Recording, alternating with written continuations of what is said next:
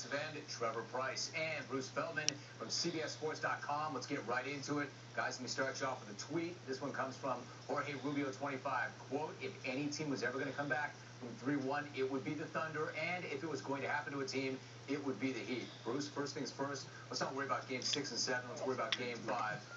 What does OKC have to do to get this thing back home?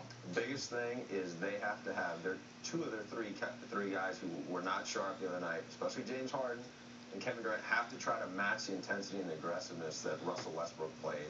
Because I think they have to get the Heat on the defensive, and I think what we've seen is Dwayne Wade's play just kind of rise and him get into a comfort zone. Those guys got to find a way to get him out of his comfort zone. Right. All three of those guys have to score 25-plus points. Bartering, right around 30. It's the only way that team can win. Because anytime you have Dwayne Wade, forget the offensive end. When he's covering all three guys, here, LeBron, you lock down Durant. I will guard the other 5. That's what he's been doing. He's been making such an impact on the other side of the floor. That's impossible to deal with, unless all of you are shooting from around the those guys combine for 90. I guarantee they're going to win. But where are they going to get 7? I have no idea where, but they have to find a way to get 120 plays out of this and get 120 points. Let's not get. How about 150? Would that do it? They're not going to win. That's what I'm saying. We know Westbrook will get to the rack. We know he's going to attack. But Kevin Durant, how do you free him up? And Harden, he looks like he's so far in his own head. How do you make that right?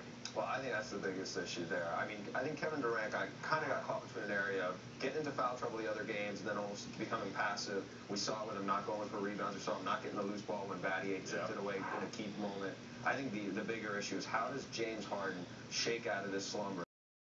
Right? It's been a couple of nights now, 2 for 10s. Give me 30, 20, and 15. Give me something.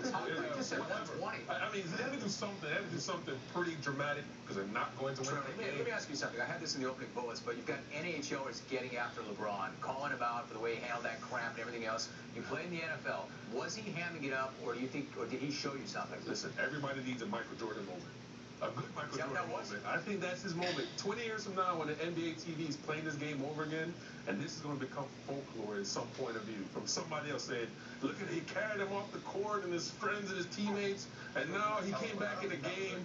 I know it wasn't that. But I'm saying he was obviously hurt. He's played a lot of minutes. He's played hard. Some games he played the entire game. So obviously the man has some credit. Are you buying that? If he wins it, I don't care. It'll be like the bloody sock with Curt Schilling. If he wins, if he closes, because this is all on him. Dwayne Wade has stepped up, but this is all on really LeBron. If he closes out, it's going to be his championship, and the people who are going to doubt him are always going to find fault with him. All right, playoff coming.